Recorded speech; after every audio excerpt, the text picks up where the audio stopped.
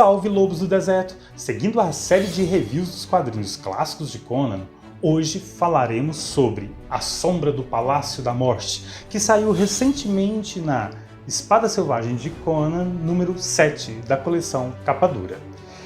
Este review vai conter spoiler, então, caso tenha o interesse de ter a experiência completa da obra, é melhor ler a revista antes de assistir esse vídeo.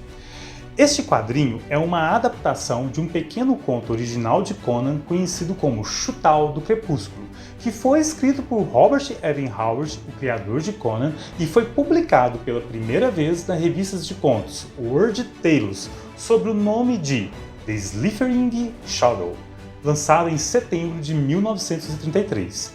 A adaptação para os quadrinhos é roteirizada pelo nosso querido Roy Thomas, a qual eu já fiz um vídeo falando sobre sua carreira aqui no canal, e é desenhada pela espetacular dupla John Buscema e Alfredo Alcala. A história já começa bem tensa. Conan e sua aliada Natala, que servia a um exército que acabara de ser derrotado ao sul da Estígia, foge de seus perseguidores através do exército e acaba sofrendo as terríveis consequências do sol escaldante, ficando sem montaria e praticamente sem água. Com o sol próximo a matar ambos, Conan chega até a cogitar a ideia de matar a própria parceira por pura e simples misericórdia, a fim de poupá-la de toda a agonia de morrer de fome e sede sob o sol do deserto. Esta é uma passagem bem tensa e, mesmo sendo curta, consegue gerar uma verdadeira aflição moral sobre o que é ou não eticamente aceitável. O próprio Conan sente que não é uma decisão fácil, mas talvez necessária. Porém, quando ele estava obstinado a tomar o ato de misericórdia, ele avista ao longe uma cidade no horizonte, a cidade de Shutao, o que renova sua força e esperança. Entretanto, o que parece ser a salvação, na verdade esconde grandes e perigosos mistérios. A princípio, toda a cidade de Shutao parece estranhamente desocupada e sem vida, mas, aos poucos, estranhos habitantes começam a aparecer, e todos eles com comportamento bastante estranhos e erráticos. Toda essa ideia de uma misteriosa e estranha cidade provoca em nós leitores aquela sensação de tensão e ansiedade típica dos melhores suspenses sobrenaturais. Rapidamente somos imersos na sensação de que tem algo errado acontecendo, mas não sabemos o que, quem, como ou onde. É incrível como o terror e suspenses criados por Howard no conto são brilhantemente transportados para os quadrinhos de forma hábil e talentosa, causando aquela doce e agradável vontade de não parar de ler, até descobrirmos todo o desenrolar da trama. Trama esta que ainda reserva duas figuras importantes e curiosas. A primeira figura é a sensual e bizarramente sadista Talis, uma estígia toda imponente que foi levada para a cidade ainda criança. É ela quem promove todas as explicações sobre aquela decadente cidade, e é ela também a responsável por um dos momentos mais sórdidos, sádicos e eróticos do quadrinho.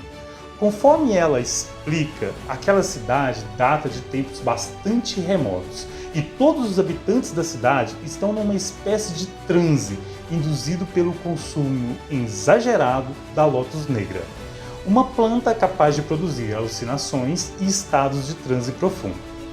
Talis também conta sobre a existência de Tog, um horripilante deus parecido com uma sombra que rasteja pela cidade devorando um a um os seus conformados habitantes. Aqui, novamente, temos um ponto bastante recorrente na visão de Howard de mundo civilizado. Os habitantes da cidade, em um sono profundo, estão compassivos a um deus que os devora pouco a pouco. Tudo isso me parece ser uma crítica bastante explícita sobre como a civilização se rende aos vícios e prazeres de forma a ficar totalmente anestesiada a qualquer acontecimento. Troque a figura do deus Tog por qualquer sistema político e o uso do ópio por futebol ou novela e pronto, temos praticamente a descrição da nossa sociedade atual. Voltando à história, não demora muito para Thales se sentir atraída por Conan, o que a faz tentar matar a sua concorrente direta, a Natala. Isto acabou resultando numa das cenas mais sensuais e sádicas já vistas nos contos originais de Conan, onde Thales, seminua, chicoteia Natala, também seminua, numa cena digna de fetiches sadomasoquistas. Cena esta que, devido ao seu apelo erótico, acabou se tornando a arte da capa da World Tales, desenhada pela artista Margaret Brundage. A segunda figura, também de suma importância na história, é o próprio deus monstro Tog. Sua aparência segue o melhor estilo Lovecraft de ser.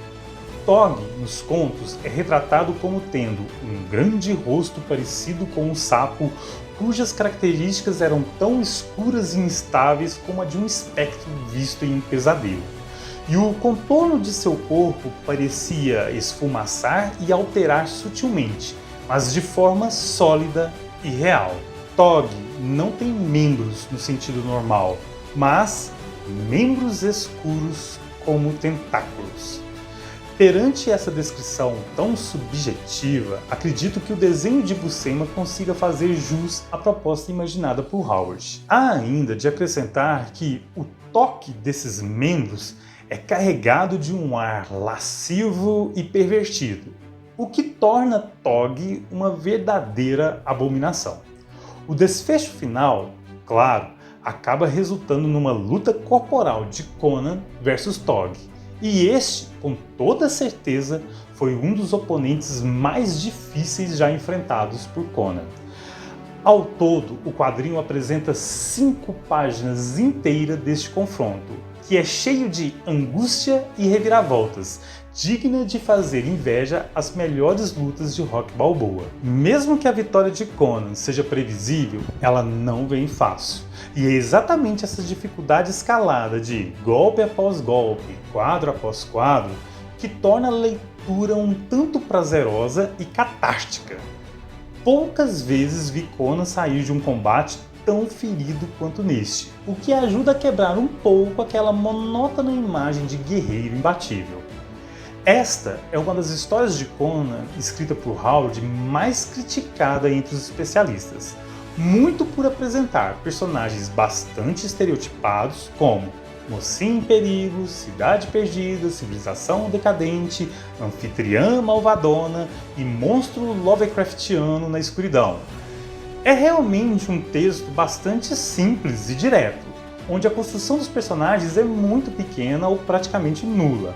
Mas não se engane, mesmo reconhecendo esses pormenores, esta obra de Howard funciona muito bem como um pequeno conto de terror e mistério sobrenatural, carregado com insinuações a fetiches eróticos e com um desfecho cheio de ação e adrenalina. É quase um tutorial rápido sobre o que se esperar de uma aventura de espada e feitiçaria. E, claro, sempre muito bem escrito por Howard. Uma curiosidade, é exatamente o texto inicial deste conto que Frank Frazetta usou como referência para uma de suas pinturas de Conan mais famosas, a Conan the Barbarian, que foi usada como capa do livro Conan the Adventurer na década de 60. Bom pessoal, por hoje é só. Se você gostou desse vídeo, deixe seu like, se inscreva no canal e compartilhe esse vídeo nas redes sociais. Isso ajuda a aumentar a relevância do canal aqui no YouTube. Participe de nossas redes sociais, os links estão na descrição do vídeo. E você, gosta deste conto? Deixe sua resposta aí nos comentários e até a próxima!